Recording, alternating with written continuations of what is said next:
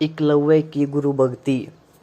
आचार्य द्रोण राजकुमारों को धनुर्विद्या की विधिवत शिक्षा प्रदान करने लगे।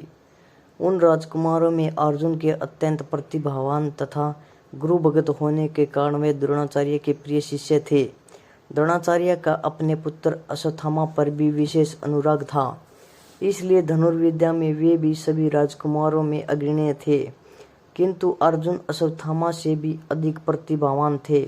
एक रात्रि को गुरु के आश्रम में जब सभी शिष्य भोजन कर रहे थे, तभी अकस्मात हवा के झोंके से दीपक बुझ गया। अर्जुन ने देखा अंधकार हो जाने पर भी भोजन के कोर को हाथ मुंह तक ले जाता है। इस घटना से उन्हें यह समझ में आया कि निशाना लगाने के लिए प्रकाश से अधिक अभ्यास की आवश्यकता है, और वे रात्रि के अंधकार में निशाना लगाने का अभ्यास करना आरंभ कर दिया।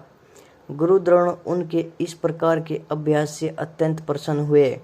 उन्होंने अर्जुन को धनुर्विद्या के साथ ही साथ गदा, तोमर, तलवार आदि शस्त्रों के प्रयोग में निपुण कर दिया।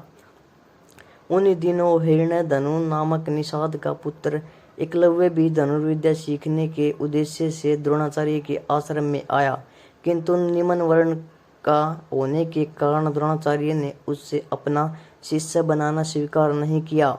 निराश होकर एकलव्य वन में चला गया। उसने द्रोणाचार्य की एक मूर्ति बनाकर और उस मूर्ति को गुरु मानकर धनुर्विद्या का अभ्यास करने लगा। एकाग्रचित्त से साधना करते हुए अल्पकाल में ही वह धनुर्विद्या में अत्यंत निपुण हो गया। एक दिन सारे राजकुमार गुरु द्रोण के साथ आखेट के लिए उसी वन में गए, जहाँ पर एकलव्य आश्रम बनाकर धनुर्विद्या का अभ्यास कर रहा था। राजकुमारों का कुत्ता भटक कर एकलव्य के आश्रम में जा पहुंचा। एकलव्य को देखकर वह भौंकने लगा। इससे क्रोधित होकर एकलव्य ने उस कुत्ते पर अपना बाण चला चलाकर उसके मुंह को बाणों से भर दिया।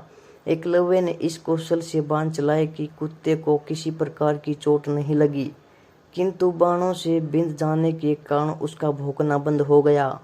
कुत्ते के लौटने पर जब अर्जुन ने धनुर्विद्या के उस कौशल को देखा तो वे द्रोणाचार्य से बोले, हे गुरुदेव, इस कुत्ते के मुंह में जिस कौशल से बाण चलाए गए हैं, उससे तो प्रतीत होता है कि यहाँ पर कोई मुझसे भी बड़ा धनुर्धर रहता है।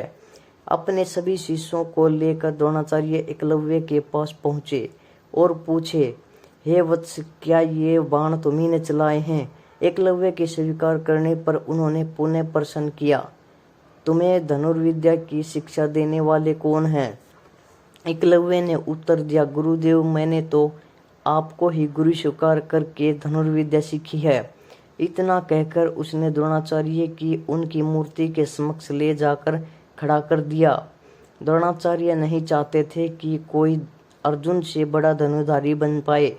वे एकलव्य से बोले, यदि मैं तुम्हारा गुरु हूँ तो तुम्हें मुझको गुरु दक्षिणा देनी होगी। एकलव्य बोला, गुरुदेव, गुरु दक्षिणा के रूप में आप जो भी मांगोगे मैं देने के लिए तैयार हूँ। इस प्रकार द्रोणाचार्य ने एकलव्य से गुरु दक्षिणा के रूप में उसके दाहिने हाथ के अंगूठे की मांग की। एकलव्य ने सहर्ष अपना अंगूठा दे दिया। इस प्रकार एकलव्य अपने हाथ से धनुष चलाने में असमर्थ हो गया, तो अपने पैरों से धनुष चलाने का अभ्यास करना आरंभ कर दिया। थैंक यू दोस्तों।